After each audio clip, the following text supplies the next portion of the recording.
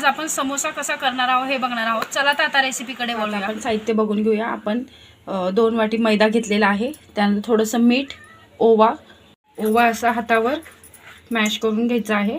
हे बघा तुम्ही बघू शकता। त्यानंतर थोडंसं मीठ, यामध्ये थोडंसं तेल टाकायचं। तुम्ही तेल किंवा तूप दोन्ही वापरू शकता, पण मी तेल वापरते। तुम्हाला हवं असेल तर तुम्ही तूप वापरू शकता ह्यामध्ये पीठ मळताना।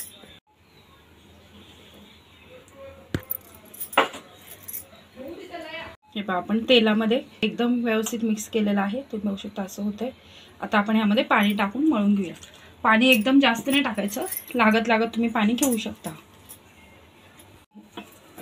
हे पहा अशा प्रकारे आता आपण हे मळून घेतलेलं आहे पीठ। आता हे 10 मिनिटं आपण असंच बाजूला ठेवून द्यायचे मुरायला। आता आपण भाजीसाठी लागणारं साहित्य बघून घेऊया।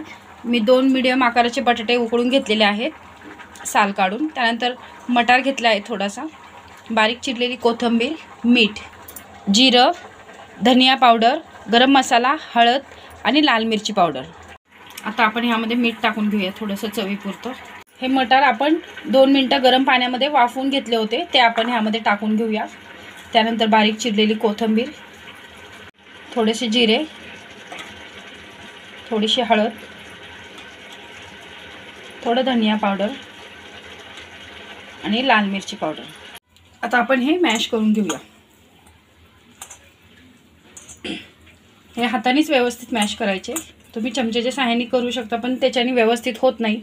हे पाशे मी हाताने आता हे मॅश करून घेतलेलं आहे। तुम्ही जर पाहिजे तर तुम्ही तेलामध्ये परतून पण घेऊ शकता, जसं आपण बटाट्याची भाजी परततो त्या प्रकारे। पण तेलामध्ये परतलं तर ते खूप ऑइली होईल, आणि आपण परत तेलामध्ये फ्राय करणारच आहोत समोसे, त्याच्यामुळे मग ते खूप ऑइली होईल। हे व्यवस्थित तुम्हाला करता येईल। आता आपण हा 1 चमचा मैदा घेतलेला आहे, ह्याची आपण हलकीशी पेस्ट करून घेणार आहोत। जास्त पातळी नाही करायची। अशा प्रकारे हे बघा तुम्ही बघू शकता। हे पहा अशा प्रकारे आता तुम्ही ह्याचे छोटे छोटे पिठाचे हे गोळे घेऊन तुम्ही ते लाटून घ्या। चपातीसारखं लाटून घ्यायचं आहे, पण एवढ्या आकारामध्ये आणि इतक्या जाडी साईजमध्ये आपण हे आता असे लाटून घेतलेले आहेत। आता मी तुम्हाला हे कट करून दाखवते। हे असे मध्यभागी हे कट करून घ्यायचे तुम्ही। ह्याचे आता 2 भाग झाले। आता ह्यामध्ये आपण ही जी बटाट्याची भाजी केली होती ती भरून घेऊया आपण ह्यामध्ये।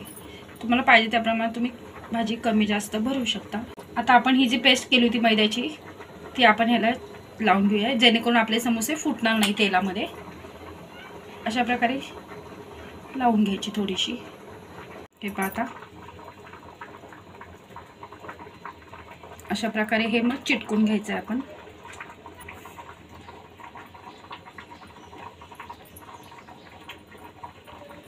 हे बघा तुम्ही बघू शकता आपला समोसा एकदम व्यवस्थित तयार आहे।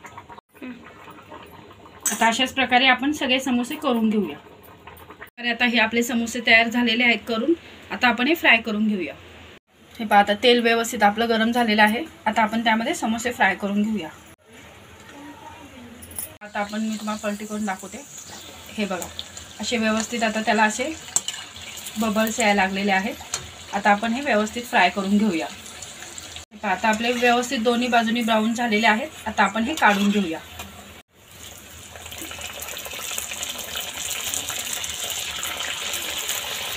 अशाच प्रकारे आता आपण हे सगळे फ्राय करून घेऊया। हे पहा अशा प्रकारे आपले गरमागरम समोसे खाण्यासाठी तयार आहेत। तुम्ही बघू शकता किती व्यवस्थित असे टर्म फुगलेले आहेत ते।